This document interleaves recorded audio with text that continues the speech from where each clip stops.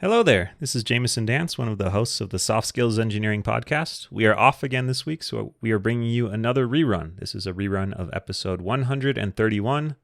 In my head, I remember this as the foot guillotine episode. So enjoy. We'll be back next week with new episodes.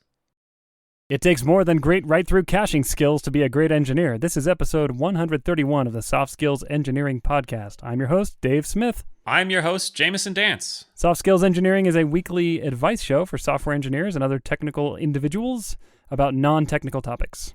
I have nothing to say about right-through caching. I'm sorry. I don't either. The topic is as dry as dust. There's no humor to be mined from it. Impossible. But we have some other cool stuff to say. I want to talk about our wonderful patrons. Thank you so much to the people that support us at the level where we thank them every week. That's Matthew Wodowicz. Okay, I can pronounce Wodowicz now, but I can't pronounce Matthew. What's going on? Agile Ventures Charity, Zach Grannon, Michael Green, David Jackson, Nick Cantar, Sean Clayton.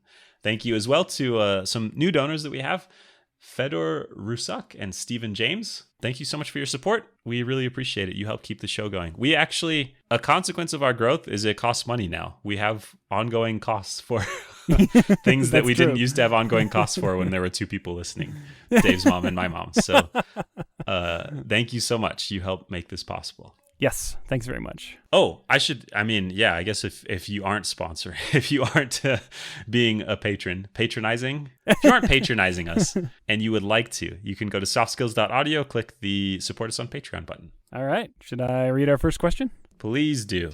Okay, this comes from a listener named Leon who says, I sit in a desk with 3 other people. One of those people does a great job of personal hygiene. The other 2, not so much. I have dropped a couple of hints about it. I mentioned that it is a good idea not to wear the same pair of shoes or trainers every day so your feet don't start to smell. And some days, my stomach will churn from the smells that inevitably waft over. What should I do? Okay, I'll let you finish. I have lots of questions. What should I do? I am worried if I tell my boss to talk to them, he will mark me as a troublemaker or overly sensitive. To make things worse, one of them sits opposite and puts his feet under my desk, so the, let's be frank, absolutely awful stench is right under my nose. It's not just feet, by the way. We are talking the full BO experience. What should I do? Oh, man. Okay. How do you just casually drop the hint that, like, hey, it's a good idea to switch your shoes up sometimes so they don't smell? Yeah, I'm just wondering. You must be a master of subtlety. Hey, random fact for you. It's a good idea to change your shoes every day. No, just wanted to let you know. I was reading the most fascinating article the other day, and it said... Anyway, see you later. Okay, here's my suggestion. In your code reviews of these people's code, include comments about their personal hygiene. Okay, like what? Pull requests are great venues for you to just like put whatever is bothering you, no matter how connected or disconnected. It's like the ultimate passive-aggressive forum. Yeah, like someone dares touch a file in a directory, you're like, oh, you need to fix this totally unrelated issue. So I think you can extend that to general things like body odor as well. Yeah, take it to the extreme. Yeah. So wait, like -1 stinky feet. Yeah. I think just keep it short, keep it sweet. Use emojis. Oh, just drop like a random foot emoji and like a nose emoji with no explanation. Okay, link it to code smells. That's a metaphor developers are familiar with. You know how there are these things called code smells where the code is really bad and there's these easy ways to tell? Where there's this thing in real life called smells. And it's kind of like code smells. Yeah. Roses are red, violets are blue. This code smells, and so do you. You pulled that out of like the elementary school days. Foot guillotine. Oh, what's that? I have a bloody image in my mind, but... Yeah, I think it's that. You just, the feet go under your desk, chop. With like a little lever. Little sensor that just detects when an object has crossed the line. It could be more manual than that too. Yeah, this is... I also like the comment about... One of those people does a great job of personal hygiene. And you don't really hear much about personal hygiene when things are going well. So I applaud you for looking at the positives in your situation. Yeah, good job. It's like operations. If you hear about it, things are bad. Yeah. So all those unsung personal hygiene heroes, We salute you. Yeah, salutes to you. Thank you for showering regularly. And I actually, on my desk, because I pulled it out while we were talking about this, I have a book right now called The Dirt on Clean, an Unsanitized History. And it's a really interesting look at the history of hygiene and cleanliness in general across several different cultures. And one of the big takeaways I got from it was that human odor and hygiene is to some extent cultural. Back in the day, the fancy rich people used to change their shirts regularly. Like nobody bathed or showered or washed themselves in any way, but they were very clean because they would switch their shirts out for new, like freshly washed shirts. So they were considered clean, you mean? Yeah. And it was this extravagant luxury to do that. And then they like caked gross makeup all over their face for weeks and months at a time and never washed their bodies. And I don't know. Their broader point is there are some cultural things that we want to be sensitive to around expectations where like different cultures have different expectations for human odor and hygiene and how you do it and what's an okay smell and what's not an okay smell. I do not know of any cultures where stinky feet are an okay smell. That seems rough. But like this is from our perspective as people who grow up in the States and are expected to smell like deodorant and like cookie. Women smell like cookies, like cinnamon cookies. Men smell like deodorant. Yep. That's like the cultural expectation in the United States. Cinnamon cookies, really? Yeah, I think so. Oh. Yeah, so I'll have to start smelling some more women and just well, maybe don't. Maybe okay. Do that. maybe not. Wow, you smell so much like a cinnamon cookie. Great job. So take it all with that context in mind. What would you do though if you had someone whose smell was distracting, bad enough to be distracting? Oh, it sucks to be the one to go and tell. Aren't someone. Open offices the best? Not only do you hear the conversations, you smell the smells. The CEO is laughing all the way to the bank in his private office. Yep. Oh man, I don't know. This is hard. I like cannot tell my coworkers if they stink. I can't bring myself to do it. So, I mean, there are some defensive measures you could put in place, like maybe chewing spicy gum or something. It might like waft its way into your olfactory senses and try to deaden some of the foot input. Guillotine. Yeah, that's a defensive. That's a defensive. That's like a passive defensive offensive tactic. Yeah. Maybe you could like take some of that like Vicks Vapor Rub and put it on your upper lip so you can't smell anything else. Scented candles. Oh, a scented candle. That's actually not a bad idea. Then you could actually get one that smells like cinnamon cookies. Mm-hmm. That's like a pretty standard scented Can you buy deodorant scented candles? I don't know. But if you could, they would come in like a dark gray and green box because that's like the manly hygiene. And you could buy man soap. They would be branded Axe scented candles. Extreme active scented candles or something. Power scent.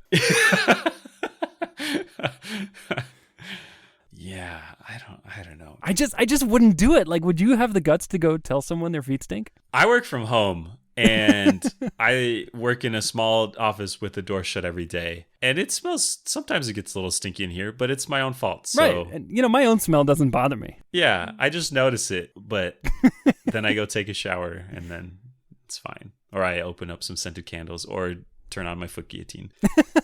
Remove your own foot. Yeah. One of them puts his feet under my desk. That would bother me even if, because I'm childish and petty, that would bother me even if they didn't smell. Yeah. I'd be like, you're over my line. Like, you're touching me. This could be an opportunity for you to go to your manager and say, we just need a different layout. We are too close to each other.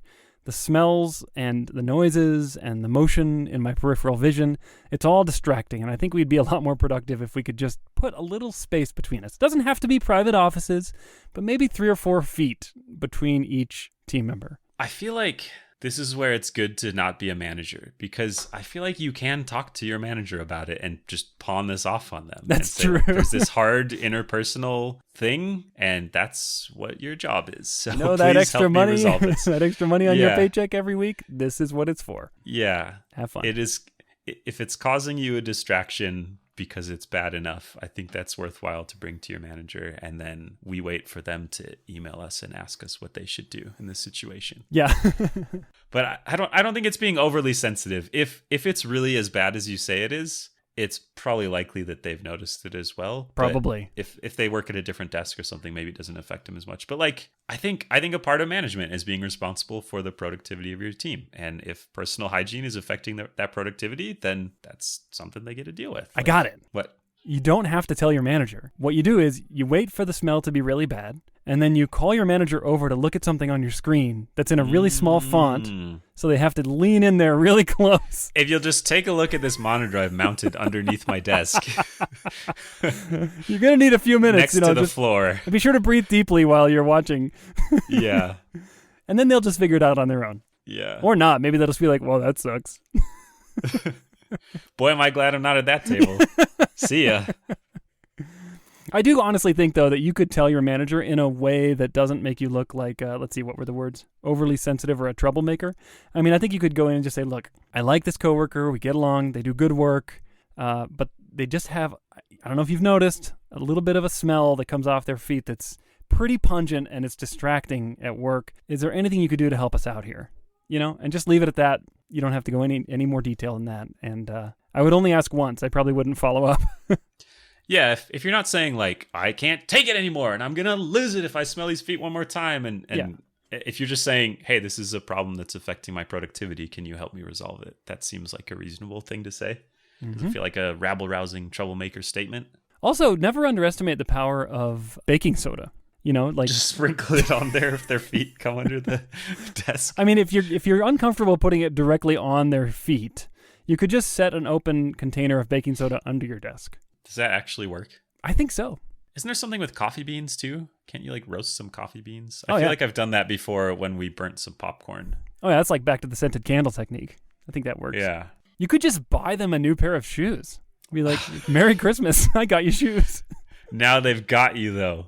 They can just bully you into getting free shoes. Well, all they have to do is just stink it up, and then how much is it worth to you? I mean, what, like $100 every few months? It depends on how often they wash their feet. Good point. Maybe they just throw maybe they think shoes are disposable, and they just throw like, well, that was a good day's worth of shoeing. Just toss them out. If that was the case, I don't think their feet would smell so bad. Time to pull back out my 40-year-old Birkenstocks. I gotta let these puppies breathe. Oh boy. Well, I had smelly feet in high school. I'm thinking back. I wore sandals all the time. Were they leather? Yeah, they were leather sandals. But like it was my feet's fault, not the sandals. Nobody ever said anything to me, but I was just shunned. I had stinky feet too, and I just eventually switched from leather shoes to canvas, and all was right in the world. I was just shunned. And you didn't know why? I mean, there are a lot of reasons. Feet was one of them. Yeah, I think you are good to go to your manager and ask for their backup or not their backup. You want to make it their problem. So don't ask for their backup. Say, hey, can you please resolve this problem? You might even prefix it with, I'm going to approach you with a slightly unorthodox problem that I want you to help me solve. By which I mean, I want you to solve. As a manager, this would be an uncomfortable conversation to have, but it's way better than like performance isn't good enough, or you're having this, you're treating this other person unkindly, or I don't know. Because it's pretty fixable. It should be a cakewalk compared to many other things. Theoretically. but for whatever reason, body odor is taboo, and telling someone they stink. That's true. Hard to do. It's this thing that people identify with personally. Maybe that's an American thing. I don't know. Yeah. Well, that's all we got. That's all we got. Solved. Yeah. Good luck. Good luck with Best of luck. Stinky feet. If you go the guillotine route, make it like a tickle guillotine. Yeah. I'm going to walk back my earlier statement that you should dismember them and change it to, that was uncharacteristically violent for you. Yeah. I like the tickle idea, though. A tickle guillotine would get the message across. All right. Do you want me to read the next question? Please do. Okay, this is from an anonymous listener. I was at an interview recently. When being asked for an expected salary, I mentioned a number that was a lot more than what the company was expecting. It's already been a week and I haven't received a response from them. I really, really love the company and the project they are working on. I would love to contact the HR person and tell them that I'm interested in the position, even if it means less money. How do I approach this situation? I don't want to mess it up more than I already have. And there's a single frowny emoji. No. Smiley face. I don't know what the distinction is between those two. It's an unsmiley face. Frowning, Yellow frowning circle, face. 2 dots, arc. You get the picture. I'm curious how they know that the number was a lot more than the company was expecting. Like what did the company say that was more than we were expecting? We were expecting this number. Or did they, oh my gosh, and then jump back from the table? And I don't know. Like what was the signal? Because to me, this sounds like it could be the first step of a negotiation, or it could be like this was a question they asked as part of the interview process and they're still evaluating whether they want to actually hire you or not. Like, I don't know. It depends heavily. How you approach it depends a lot on where you are in the process and how much information you have about whether they are moving forward and hiring you and are trying to agree on a number, or whether they're still trying to decide if they want to hire you or not. Do you think this is some kind of siege tactic where they're trying to starve you out, see how long they can go? I've literally never heard a candidate say a salary number and think, if I wait, it'll go down. It's always like, do we want to hire them at a lower number? And then I will tell them what the lower number is that we would want to hire them at. But if I just wait long enough. Yeah, or we just don't want to hire them and we'll hire somebody else. Like, yeah. Something, I don't know. So probably not. They're probably not waiting you out. I don't think so. There's like 1,000 reasons why a salary negotiation can be delayed, though, that don't have anything to do with the salary. Like someone went on vacation or someone just has too much on their plate.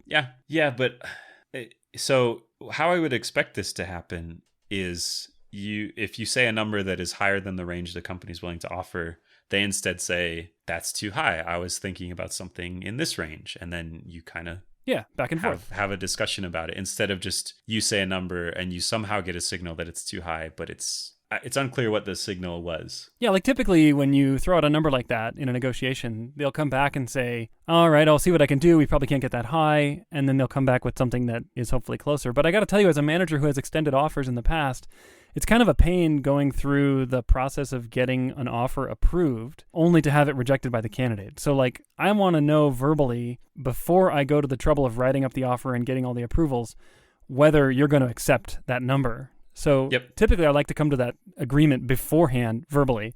So if that has stalled out here, which it seems like it has, then it's time, I think, to jumpstart it again and re-engage. Yeah, there's the magic phrase of, if we were able to offer you this, would you accept? Yeah. And I feel like I've heard that on both sides of interviews that I've been in to try and nail it down before getting those approvals, like you said. So what do you mean by jumpstart it? I mean, reach out to the manager or the HR person, whoever you left the conversation with, reach back out to that person by phone or email or whatever it is. Probably phone would be best so you don't get stuck just waiting for an email to come back again.